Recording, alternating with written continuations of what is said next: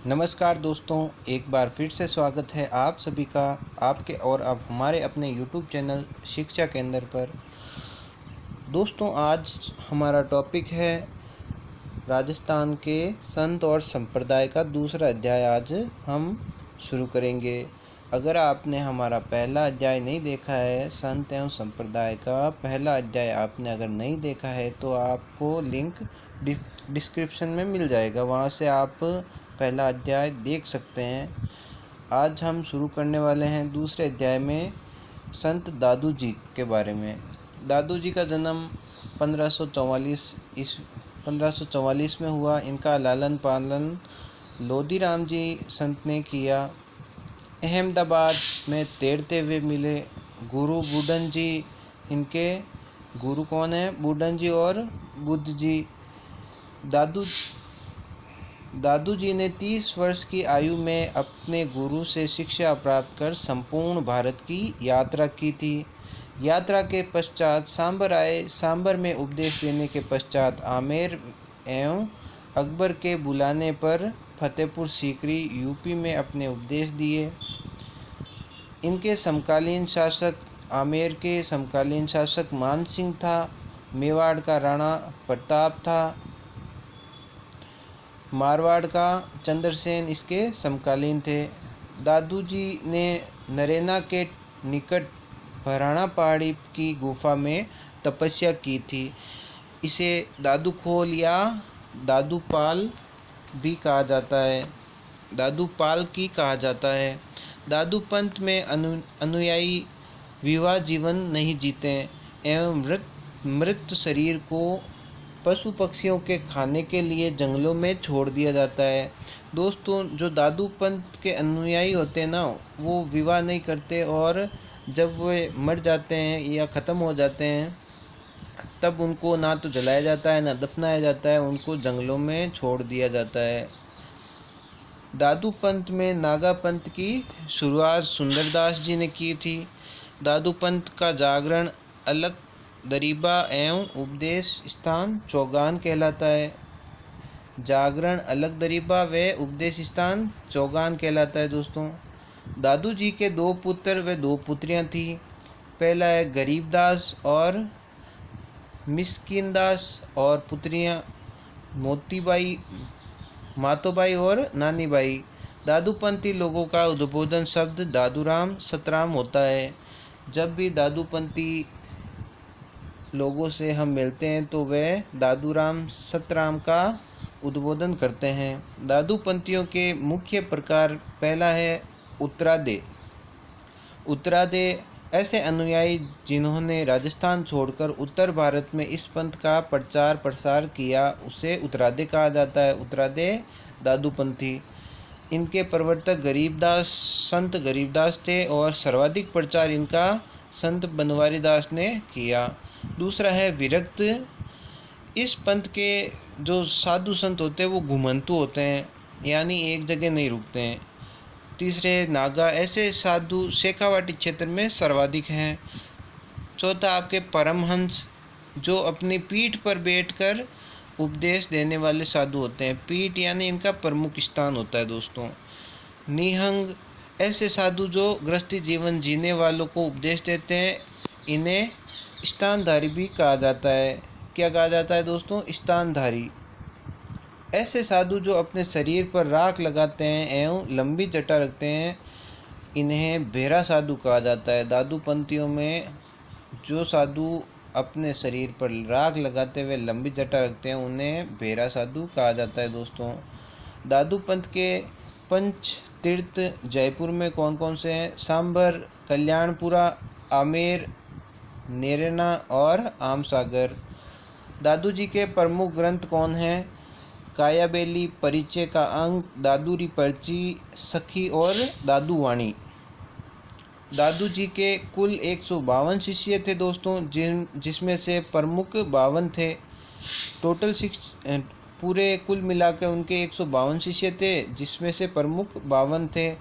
इन्हें 52 स्तंभ कहा जाता है। उन 52 प्रमुख शिष्यों को 52 स्तंभ के नाम से जाना जाता है। दोस्तों, दादूपंथी लोगों के कपड़े राजा कहलाते हैं। जो उनकी श्वेत वस्त्र होते हैं दोस्तों, श्वेत वस्त्र पहनते हैं वो, उन्हें राजा कहलाते हैं, वो राजा के नाम से जाने जाते हैं श्वेत वस्त्र।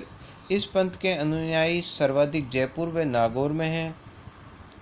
फाल्गुन शुक्ल पंचमी से द्वादशी तक नरेना जयपुर में इनका मेला आयोजित होता है। दादू जी को राजस्थान का कबीर कहा जाता है दोस्तों। राजस्थान का कबीर किससे कहा जाता है? दादू जी को राजस्थान का कबीर कहा जाता है। इसका अधिकांश साहित्य सदूकड़ी भाषा में लिखा गया है। सदूकड़ी जो ढूंढाड़ी और हिंदी भाषा में लिखा गया है। दादू जी ने अपने भक्ति प्रसिद्ध निराकार ब्रह्मा पद्धति बताया। दादू जी ने अपनी भक्ति पद्धति को निराकार ब्रह्मा पद्धति बताया दोस्तों। आत्मा परमात्मा दादू जी का विशेष उपदेश माना जाता है। इसके बाद आते हैं संत रामचरण दास जी एवं राम स्नेही संप्रदाय। इनका जन्म सोडा ग्राम टोंक में हुआ था। बचपन का नाम रामाकिशन, गुरु का नाम कृपाराम। दांतेड़ा भीलवाड़ा नामक स्थान पर अपने गुरु कृपाराम से शिक्षा दीक्षा प्राप्त कर वे भीलवाड़े पहुँचे। भीलवाड़ा व कुंवाड़ा गांव में रामचरण जी का विरोध होने पर इन्होंने शाहपुरा जो भीलवाड़ा में वहां पहुंचकर राम स्नेही संप्रदाय की स्थापना करी थी। राम स्नेही संप्रदाय की प्रधान पीठ शाहपुरा भीलवाड़ा में है दोस्तों। इस पीठ में फूलडोल महोत्सव मनाया जाता है, जिसे फूलों की होली कहा जाता है दोस्तों। राम स्नेही संप्रदाय की पीठ स्थानीय भाषा में राम द्वारा कहलाती है। राम स्नेही संप्रदाय की पीठ स्थानीय भाषा में राम द्वारा कहलाती है दोस्तों। इस संप्रदाय के लोग मुख्यतः गुलाबी रंग के कपड़े धारण करते हैं एवं भीख मांगकर अपना जीवन यापन करते हैं। इस संप्रदाय के साधु जो पीठ पर बैठे रहते हैं, इसे राम प्यारा या परमहंस कहा जाता है। इस संप्रदाय के गुरु दक्षिणा लेने वाले साधु कोर का साधु कहलाते हैं। जो गुरु दक्षिणा लेते हैं वो उन्हें कोर का साधु के नाम से जाना जाता है। इस संप्रदाय की राजस्थान में 4 पीठ हैं दोस्तों। पहली है खेड़ापा जो जोधपुर में है। इसके संस्थापक रामदास जी रहे। इनके गुरु का नाम हरिराम जी था। दूसरा आता है सिंहतल जो बीकानेर में। इसके संस्थापक हरिराम दास जी, इनके गुरु जयमल दास जी। तीसरा आता है रेण जो नागौर में है। इसके संस्थापक दरियाव जी और गुरु प्रेमदास जी। चौथा है शाहपुरा भीलवाड़ा में। खेड़ापा शाखा में संतों द्वारा मोक्ष प्राप्ति का मार्ग राम की पूजा के साथ सत्य वचन एवं गृहस्थ जीवन को बताया है दोस्तों। सिंहतल में जयमल दास का उपदेश स्थान अयोध्या मठ है। इस पीठ में जागरण को राम संगत कहा जाता है दोस्तों। सिंहतल में जयमल दास का उपदेश स्थान क्या है दोस्तों? अयोध्या मठ। इस पीठ में जागरण को राम संगत कहा जाता है दोस्तों। राम स्नेही संप्रदाय के बारे में पढ़ रहे हैं हम। दरियाव जी का जन्म जेतारण पाली में हुआ, लेकिन शिक्षा का अंतिम समय मेड़ता के पास गुजरा। शाहपुरा शाखा के पश्चात सर्वाधिक अनुयायी इस शाखा के हैं। इस कारण इस पीठ को खडाना पीठ कहा जाता है।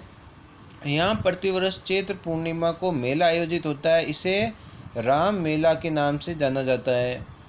इसके बाद आता है संत हरिसिंह एवं निरंजनी संप्रदाय। इसका मूल नाम हरिसिंह सांकला था, वर्तमान में हरिदास के नाम से प्रसिद्ध है। इनका प्रारंभिक कार्य लूटपाट करना था। हड़बूजी सांकला के संपर्क में आकर इन्होंने इस कार्य को छोड़कर निरंजनी संप्रदाय चलाया, जिसकी प्रमुख पीठ गाढ़ा डीडवाना नागौर में है। इसे कलयुग का वाल्मीकि कहते हैं दोस्तों। कलयुग का वाल्मीकि यानी वाल्मीकि जो जिन्होंने रामायण लिखी थी वो भी एक लुटेरे थे, लेकिन कोई उपदेश मिलने के बाद उन्होंने लूटपाट छोड़ के रामायण लिखी थी दोस्तों। वो एक ऋषि मुनि बन गए थे। वैसे ही हरिसिंह सांकला ये भी लूटपाट करते थे और हड़बूजी सांकला के संपर्क में आकर इन्होंने लूटपाट छोड़ दिया था और निरंजनी संप्रदाय अपना लिया था और उसे चलाया। राजस्थान का वाल्मीकि कवि माद कहलाता है। निरंजनी संप्रदाय के सर्वाधिक अनुयायी नागौर व चुरुचुली में निवास करते हैं दोस्तों। इसके बाद आता है संत लालदास एवं लालदासी संप्रदाय। संत लालदास ने इस संप्रदाय का प्रवर्तन किया। इनका जन्म स्थान धौलीदू ग्राम अलवर में है। इस संप्रदाय के सर्वाधिक अनुयायी मेव जाति के हैं दोस्तों। मेव जाति अलवर भरतपुर में है और सिंधल जालोर में, कायम खानी झुंझुनू में, सिक्खी जोधपुर और पाली में, ओला जाति चूरू में है दोस्तों। लालदासी संप्रदाय के संत अपना जीवन बिना भिक्षा के यापन करते हैं दोस्तों। वो भिक्षा नहीं लेते हैं। इस संप्रदाय को हिंदू मुस्लिम एकता का प्रतीक माना जाता है। इस संप्रदाय में दीक्षित होने वाले व्यक्ति को गधे पर बिठाकर गांव में घुमाया जाता है। इस क्रिया को लल्लाना कहा जाता है। इनकी प्रमुख पीठ धौलीदू गांव अलवर में ही है। इनके बाद आता है गुदड़ संप्रदाय। इनके प्रवर्तक संत दास थे। प्रमुख पीठ दांतेड़ा जो भीलवाड़ा में है। संत दास जी द्वारा गुदड़ से बने कपड़े पहनने के कारण इस संप्रदाय का नाम गुदड़ संप्रदाय पड़ गया। इनके बाद आता है परिणामी संप्रदाय। इनके प्रवर्तक प्राणनाथ थे। इनकी प्रमुख पीठ पन्ना जो एमपी में मध्य प्रदेश में है। राजस्थान में इनकी पीठ जोधपुर में है। जो मुख्य स्थान होता है वो जयपुर में, सॉरी दोस्तों माफ़ कीजिएगा। राजा राम संप्रदाय की स्थापना संत राजा राम ने की। विष्णोई संप्रदाय के पश्चात एकमात्र ऐसा संप्रदाय जिसने पर्यावरण रक्षा पर सर्वाधिक बल दिया। ध्यान रखने वाली बात है दोस्तों, राजा राम संप्रदाय की स्थापना राजा राम ने की, जो विष्णोई संप्रदाय के पश्चात एकमात्र ऐसा संप्रदाय है जिसने पर्यावरण की रक्षा का सर्वाधिक बल दिया, जो पर्यावरण की रक्षा को महत्व देते हैं दोस्तों। इनके बाद आता है नवल संप्रदाय, जिनके संस्थापक नवलदास जो नागौर हर्षलाव गांव में इनका जन्म हुआ। इनकी प्रमुख पीठ जोधपुर में है दोस्तों। नवलदासी संप्रदाय के लोग अपना सबसे पवित्र दिन दशहरे को मानते हैं। नवलदासी संप्रदाय के लोग दशहरे के दिन अनिवार्य रूप से भगवत गीता का अध्ययन करते हैं दोस्तों। इसके बाद आते हैं संत लालजी अलखिया संप्रदाय। इनके प्रवर्तक लालगिरी जो चूरू में है। प्रधान पीठ बीकानेर में है।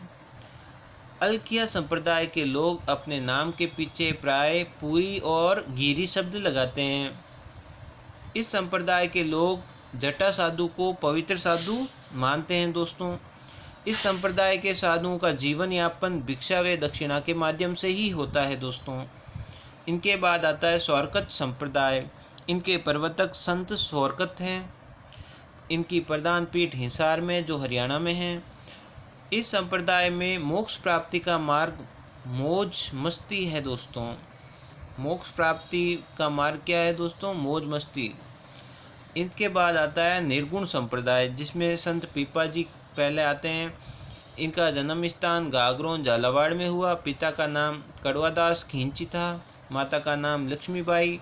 पत्नियां इनकी 20 थी दोस्तों। इनकी प्रमुख पत्नी सलावती थी। इनके गुरु का नाम रामानंद और ये गागरोन जो झालावाड़ में वहाँ के शासक रह चुके हैं दोस्तों। संत पीपा के काल में राजस्थान में भक्ति आंदोलन की शुरुआत मानी जाती है दोस्तों।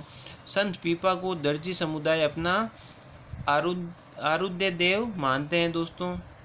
आराध्य देव मानते हैं। संत पीपा की छतरी गागरोन दुर्ग झालावाड़ में है। इनका मंदिर समदड़ी बाड़मेर व मसूरिया पहाड़ी जोधपुर में स्थित है। इन स्थानों पर प्रतिवर्ष चैत पूर्णिमा को मेला भरता है। संत पीपा की गुफा टोडा राय सिंह गांव टोंक में है। इस स्थान पर पीपा को शिक्षा व मोक्ष की प्राप्ति हुई थी दोस्तों। पीपा के उपदेश गुटका कहलाते हैं दोस्तों। पीपा द्वारा लिखित प्रमुख ग्रंथ जोग चितामणि है दोस्तों। इनके बाद आते हैं संत धन्नादास। प्रमुख स्थान इनका धुवन ग्राम टोंक में है। ये जाट जाति के थे दोस्तों। इनका बचपन का नाम गुंडा था। इनके गुरु रामानंद थे। संत धन्ना भक्ति आंदोलन का सर्वाधिक प्रचार प्रसार करते थे। संत धन्ना द्वारा लिखित ग्रंथ गुरु ग्रंथ साहिब में संकलित किए हैं।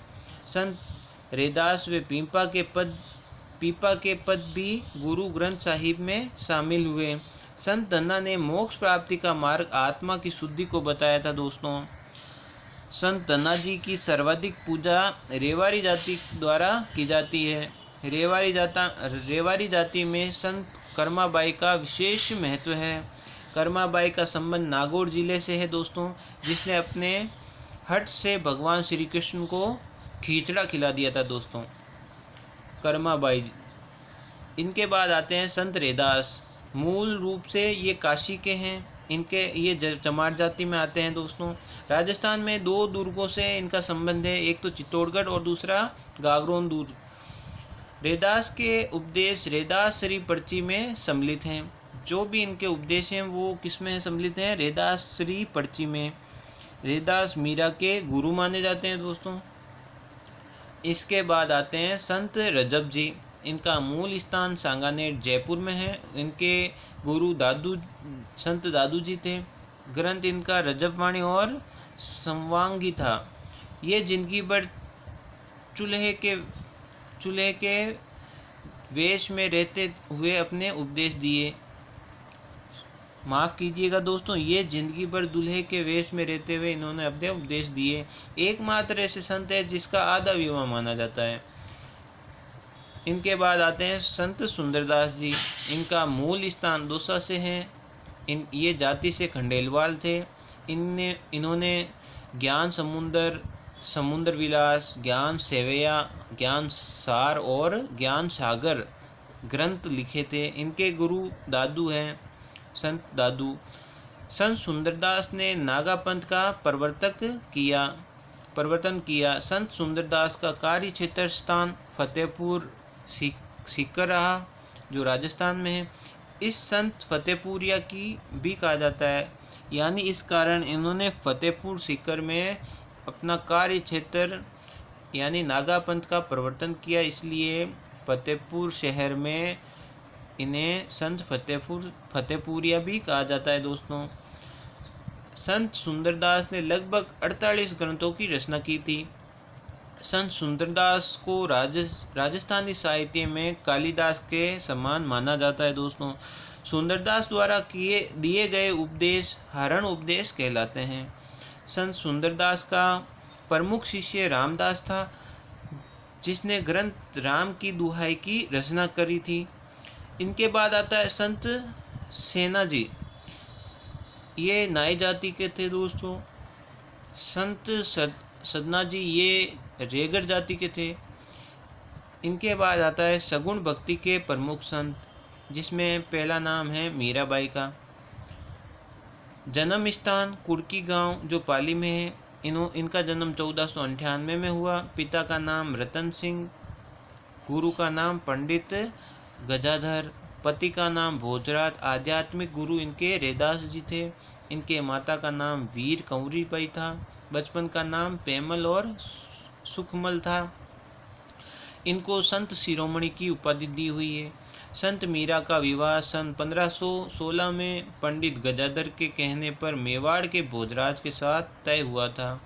राजस्थानी साहित्य के अनुसार भोजराज की मृत्यु सन 1523 में हो गई थी दोस्तों। मीरा का सुहाग 7 से 11 साल माना जाता है। मीरा का लालन पालन मेड़ता सिटी में ही हुआ। मेड़ता सिटी जो नागौर जिले में आती है दोस्तों। भोजराज की मृत्यु के पश्चात उदय सिंह व विक्रमादित्य द्वारा मीरा को परेशान किया गया। मीरा के कहने पर संत रैदास सर्वप्रथम चित्तौड़ आए थे। संत रैदास की छतरी भी कुंभ श्याम मंदिर के पास बनी है, जो चित्तौड़गढ़ में है। मीरा के जीवन का अधिकांश समय वृंदावन में बीता। वृंदावन उत्तर प्रदेश में है दोस्तों।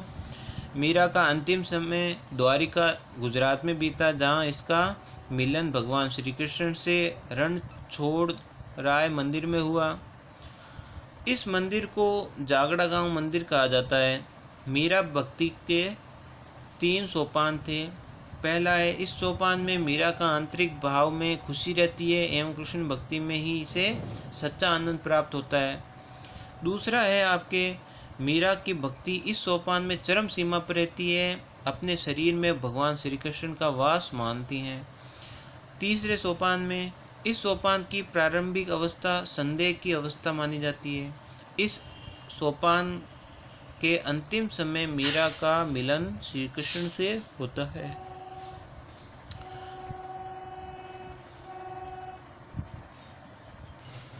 मीरा के प्रमुख ग्रंथ, इनमें पहला आता है सत्य मामारो रुष्णो, दूसरा नरसी मेहतारी टुड्डी, और तीसरा है गीत गोविंद टीका जो मीरा का ही गाया हुआ है, चौथा सखी संप्रदाय और पांचवा पदावली। मीरा के प्रमुख मंदिर, कुंभ श्याम मंदिर, कुंभा द्वारा इसका निर्माण किया चित्तौड़ में। दूसरा है जगत शिरोमणि मंदिर जो कनकावती द्वारा बनवाया गया था, जयपुर में मान सिंह की रानी है कनकावती। तीसरा है चारभुजा नाथ जो मेड़ता में है। मीरा द्वारा लिखी गई कविताएं भी पदावली कहलाती हैं दोस्तों। मीरा का भक्ति भाव माधुर्य भाव था, माधुर्य यानी मीठा समांतर। मीरा के पिता रतन सिंह ने बाजोली ग्राम जो नागौर में है छोटा मीरा मंदिर बनवाया था, बाजोली में छोटा मीरा मंदिर बनवाया था। कुड़की गांव पाली का किला मीरागढ़ के नाम से जाना जाता है दोस्तों। मीराबाई के उपदेश टुड्डी के नाम से जाने जाते हैं क्योंकि वर्तमान मालकोट प्राचीन समय में टुड्डी नाम से जाना जाता था। जो वर्तमान मालकोट दुर्ग है वो प्राचीन समय में टुड्डी नाम से जाना जाता था। मीरा भक्ति में कृष्ण को अपना पति एवं अपनी भक्ति को पत्नी मानती है दोस्तों। मीरा का अंतिम समय द्वारिका में राज सिंह नामक व्यक्ति की देखरेख में गुजरा। मीरा को राजस्थान की राधा कहा जाता है दोस्तों। मीरा की माता की मृत्यु मीरा के जन्म के दिन ही मानी जाती है।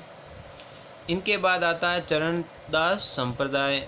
इनका जन्म डेहरा जो अलवर में हुआ माघ शुक्ल पंचमी को। इनके पिता का नाम मुरलीधर, माता का नाम कुंजी और गुरु सुखदेव हैं।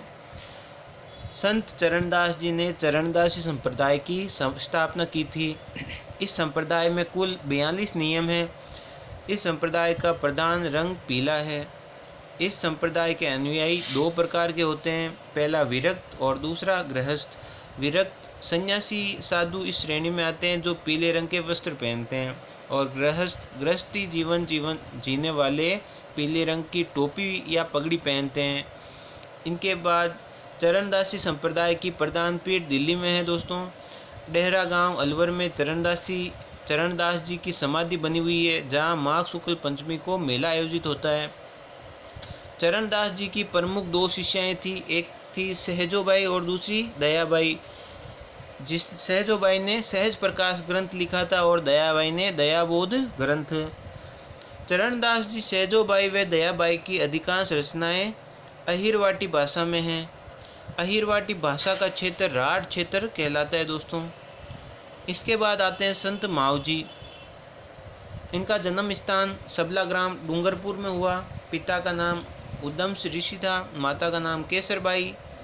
संप्रदाय निष्कलंकी संप्रदाय के ये प्रवर्तक माने जाते हैं। इनकी प्रधान पीठ सबला ग्राम डूंगरपुर में है। मुख्य स्थल बेणेश्वर धाम डूंगरपुर जो नवटाबरा ग्राम में है। मावजी ने स्वयं को भगवान श्री कृष्ण का 10वां अवतार घोषित कर दिया था दोस्तों। मावजी के उपदेश वे वाणी चोपड़ा कहलाते हैं। इन चोपड़ों की पूजा दीपावली के दिन होती है। कंजर एवं शहरी जनजाति अपना आराध्य देव संत मावजी को मानती है। मावजी द्वारा शुरू किया गया छुआछूत के विरोध आंदोलन लासड़िया आंदोलन कहलाता है। राजस्थान के एकमात्र संत जिन्होंने अंतर्जातीय विवाह पर बल दिया था मावजी थे। सोमाही जाखम नदियों के संगम स्थल पर माघ पूर्णिमा को विशाल मेला लगता है जिसे आदिवासियों का कुंभ कहा जाता है दोस्तों। इनके बाद आते हैं संत कवि दुर्लभ जो वांगड़ क्षेत्र के राज सिंह का नरसिंह कहलाते हैं। कृष्ण लीलाओं का इन्होंने प्रचार प्रसार किया। इनके बाद आते हैं गौरीबाई। गौरीबाई वांगड़ की मिस मीरा थी। वांगड़ की मीरा गौरीबाई कहलाती हैं। विवाह के 7 दिन पश्चात ही इनकी पति की मृत्यु हो गई। डूंगरपुर शासक शिवपाल ने बाल मुकुंद मंदिर इनके लिए बनवाया था। गौरी काशी कृष्ण भक्ति में लीन थी। दोस्तों आज के लिए बस इतना ही। आपसे मुलाकात होगी बाद में वापस। तब तक आप हमारे YouTube चैनल पे विज़िट करते रहिए, देखते रहिए हमारे वीडियो को। और अगर आप YouTube पे नए हैं तो हमारे चैनल को ज़रूर सब्सक्राइब कीजिएगा और ज़्यादा से ज़्यादा हो सके तो फॉलो कीजिए, शेयर कीजिए। अगर वीडियो अच्छा लगा तो लाइक कीजिए। धन्यवाद दोस्तों। जय हिंद, जय भारत।